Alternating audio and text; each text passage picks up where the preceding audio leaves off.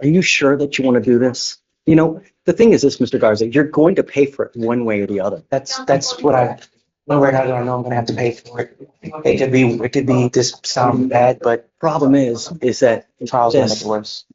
when it goes on your record of what you're doing today, it will hose you in many facets of life. Your insurance is going to go up. It could affect potential employment.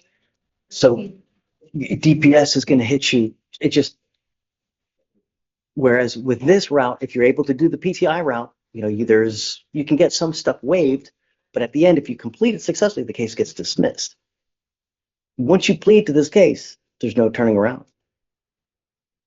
And we've got a fly swatter. We got a fly swatter. And the thing is, the fly is huge. Judge, you were a defense attorney at one point in time. You know this is probably gonna be the best deal, to be honest with you. I can't give you legal advice, No, right? But we gave you a lawyer. And Judge, the issue with the PTI has been the financial aspect of it. Here. Yeah. It's right there. Sorry. We've talked about the PTI and he just says he can't afford it. And so that was kind of my recommendation. You're gonna get hit. The PTI if you can afford it. Yeah, one way or another, it's How much can you waive, Blaze? Guys, on a PTI, DWI, how much can you waive as far as fees and stuff? My understanding, the only thing that can waive is the DAO fee, Judge.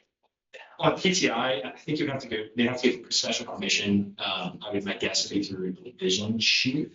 I think they can work with defendants. And Your Honor, another issue is that his license is not eligible, so he'd have to also pay the fine associated with correcting that before. Well, he could do the no driving affidavit. Suspended? It's currently, yes. Oh, okay. Of the LR, but you can probably do the no driving affidavit and stuff. We'd also have to reach out to the GBO. Yeah, and I don't know, kind of I think that they can work with him on it, so if council can reach out to Ashley and see. Will they pay for alcohol monitoring device, Judge? I don't think they'll do that. That, I don't think so. So the one fee I know that you'll probably have to pay is the interlock fee, which is the breath test device fee. That's usually around $70 a month. Can you swing that? Are you working? Yeah, I'm working, but on top of everything else. And he pays child support right now, Judge. So, I mean, if I could pay for it, I would. I just can't. Do you want time to think about it, or you want to? Look, why don't you guys step aside? Just make sure this is what you want to do. If you want to do it today, I'm happy to do it. If not, I can give you more time where you can, talk with the division chief to see what you guys can do to reduce the fees. It's up to you. But I don't want you to make a decision in front of everybody here. Just take your time. Just Stand down and talk know, about that, Judge. because once you do this, there's no turning around. That's it. Thank you, Judge. Please, just take 5 minutes. Of course. Thanks. Judge, Carl. which case is this on? Gomez in custody, whatever Ray wants. Hey, it's got to be at least 30 days though. At least 30 days, but then whatever you want. Okay, Carl. Oh, He's got Bolton's in the back. oh, please. So, His life. I talked to an admin who had the ADA and it was almost speakerphone. I could hear her in the back. So his I life. couldn't see it in the statute. I asked if there was a separate punishment, but they understood that it's floor minimum 10, and because there's no cap, on the statute, that's how they have it. So I didn't, at that point, I just wanted to make sure to get back before y'all approach, so I didn't ask what other statute would govern, but that's how it happened. I should have asked what Oklahoma specific penal code, but at that point. Because that's what I'd like to see, because I didn't see a max there unless they have, and you know how wonky the statutes are, it's like That's true. We have some fun ones ourselves. clear as mud. Right. And I think Amy is checking to see if they can expedite their Right. pickup date. So trying to get it taken care of on all fronts. Good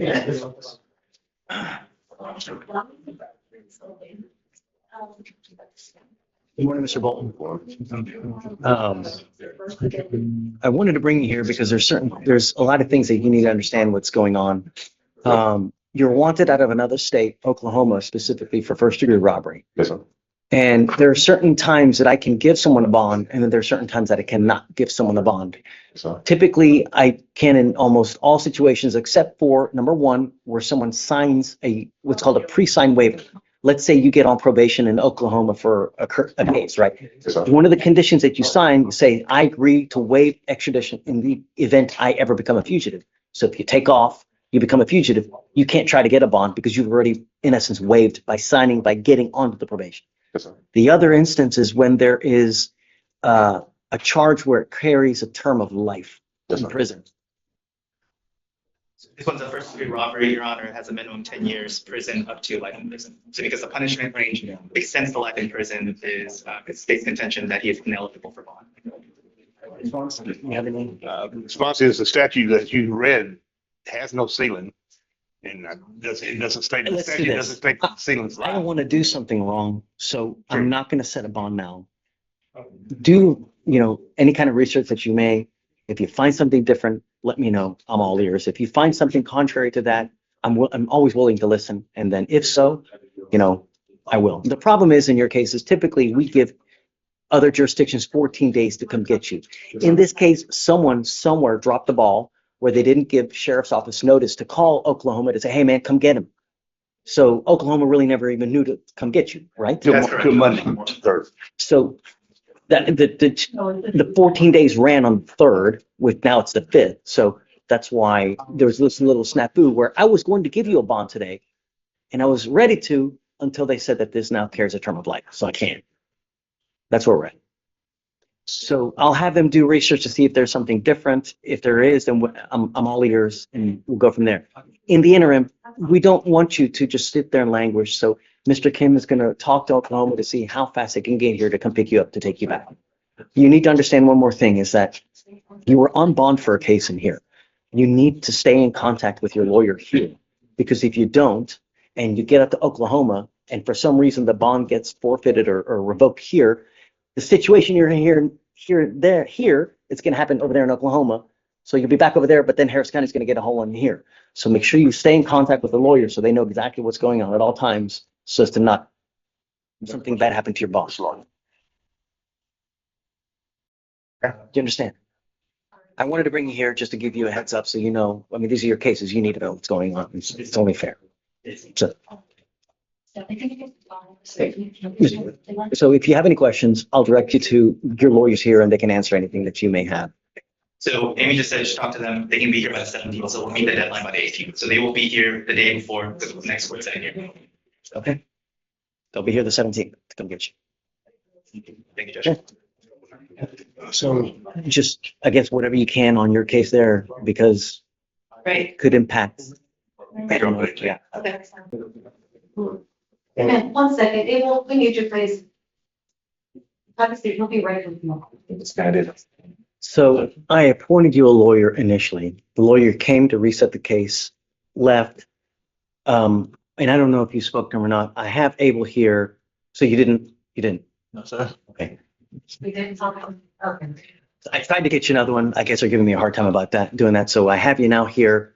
I have a great lawyer here standing to help you in the interest of justice because I'm trying to get you out. Thanks, Judge. So what happened was you have this theft case from January, okay?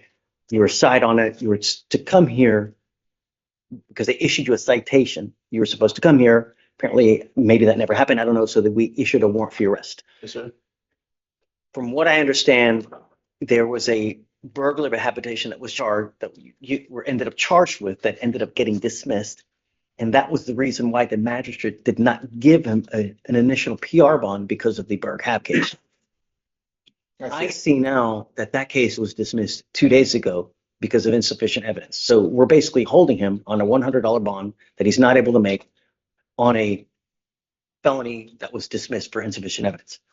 I think he's I'm not going to hold you. I'm going to give you a PR bond today.